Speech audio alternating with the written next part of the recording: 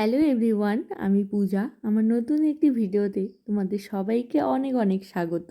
এখন মোটামুটি ওই সন্ধে 6টা। আমরা বর্ধমানের উদ্দেশ্যে বেরিয়ে পড়েছি। কাল যেহেতু আমাদের 8টার মধ্যেই কিশলয়ে পৌঁছতে হবে, সেজন্যই আমরা আগের দিনই বেরিয়ে পড়লাম। গাড়িতে যেতে যেতেই নানান কথা মাথায় আসছিল, খানিকটা ভয়ও কাজ করছিল, আর করাটাই স্বাভাবিক, যেহেতু এর আগে কখনোই হসপিটাল মুখো হইনি। বর্ধমানে পিসুর বাড়িতে পৌঁছতেই দেখি বুনি ফুচকা নিয়ে হাজির। আমাকে ওটির আগের দিন ফুচকা খাইয়েই ছাড়বে ও। কারণটা হচ্ছে আমি ওই দোকানের ফুচকা খেতে খুব ভালোবাসি, সেজন্যেই। আর পেটে যে পুচকুটা আছে, কালকে বেরোনোর আগে ওরও ফুচকা খাওয়া হয়ে গেল। আচ্ছা, এই সুন্দর সুন্দর ফুলকো ফুলকো ফুচকাগুলো দেখে কিন্তু পুচকুর বাবাও আর লোভ সামলাতে পারলো না, তাই আমাদের সাথে বসে পড়লো ফুচকা খেতে। আমি যেন এখনো ভাবছি, আর দুদিন পরে যদি আমাকে অ্যাডমিট হতে হতো তাহলেই হয়তো ভালো হতো, কারণ এটা ভয়ই বলছিলাম। তো আজকে হচ্ছে 26 অক্টোবর। আমার কালকে ওটি আছে 27 অক্টোবর। কালকে সকালেই আমরা কিশলয়ে চলে যাব। তো সকাল সকাল এতটা জার্নি করে আসা সম্ভব না আমাদের বাড়ির থেকে, তাই আমরা আজকেই চলে এসেছি বর্ধমানে পিসুর বাড়িতে। এখানেই আজকে রাতে থাকবো। আর এখন মোটামুটি 10:45 মতো বাজে, আর আমার ডিনার কমপ্লিট। আজকে একটু তাড়াতাড়ি খেয়ে নিলাম, ডাক্তারবাবু বলেছে তাড়াতাড়ি খেয়ে একটু রেস্ট নিতে, মানে তাড়াতাড়ি শুয়ে পড়তে। তো আমার ডিনার অলরেডি কমপ্লিট, বাকি সবাই বাড়ির সবাই ডিনার সারছে।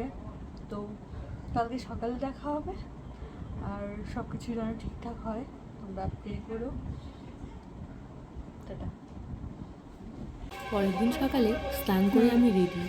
ডাক্তারবাবু বলেছিল হালকা রচা খেতে পারি, কিন্তু আমি খাইনি, কারণ চিনি ছাড়া রচা না খেয়ে জল খাওয়া অনেক ভালো। ওকেও কিন্তু চান করে চা খেয়ে বেরিয়ে পড়েছে গাড়ি আনতে। আর যেখানে গাড়ি রেখেছিল পার্কিং এরিয়ায় এই হাঁসগুলোকে দেখতে পেয়েছে, তাই ওটা ক্যাপচার করেছে। এই যে বাবু গাড়ি নিয়ে হাজিরের মধ্যেই। আমরাও এবার চেপে পড়বো। আর দেখো ও ক্যামেরা করছিল আমাকে দেখে, শুনছি আমি। আমরা ছোটো মা বেরিয়ে পড়েছি। কিছু আসতে একটু লেট হচ্ছিল, তাই দাঁড়িয়েছিলাম। তো এখন বাজছে 6:45 বেজে গেছে, আর আমরা এখন বেরোচ্ছি। ছোট মা ওকে 7:24 বেজে গেছে। ওর ঘড়িটা ও পড়তে ভুলে গেছে, তাই আমি পরে চলে এসেছি। আর নার্সিংহোমে গিয়ে কথা হচ্ছে। বাড়িতে যেতে যেতেও নানান কথা মাথায় এলেও সেগুলোকে উপেক্ষা না করে আমি ভাবছি কতক্ষণে পুচকুকে দেখতে পাবো। আর 2 ঘন্টা পর আমাদের কাছে চলে আসবে। আর এর মধ্যে আমরা কিশোরে পৌঁছেও গেছি। দেখো, যদিও আমাদের আস্তে আস্তে 8টা বেজে গেছিলো, কিন্তু তখনও এসেও কোনো কাজ হয়নি, 8 ঘন্টা বসতে হয়েছিল।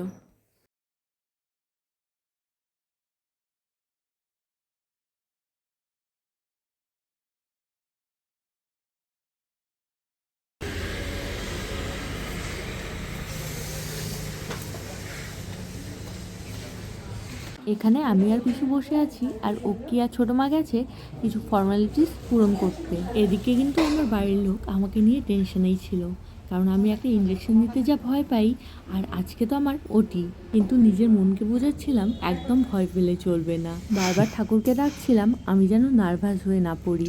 সেটা তোমরা আমাকে দেখেই বুঝতে পারছো। এরপরেই একজন বলে উঠলো পূজা দত্তকে। পরেই আমাকে নিয়ে যাওয়া হলো, আর এই যে আমি বেডে শুয়ে আছি, হাতে স্যালাইন আর কয়েকটা ইঞ্জেকশন ফোটানো হয়ে গেছে। বাড়ির লোক বাইরে অপেক্ষা করছিল, আর আমাকে নিয়ে যাওয়া হচ্ছে এখন ওটি রুমে। বারবারই মনে হচ্ছিল আমি যে ওটি রুমে যাচ্ছি, এরপর আবার ফিরে আসতে পারবো তো, সবাইকে আবার দেখতে পারবো তো। বিশ্বাস করো, এই সময়টা যে আমার মধ্য দিয়ে কি যাচ্ছিল সেটা আমি বুঝতে পারছিলাম, আর সব মেয়েরাই এটা ফিল করতে পারবে।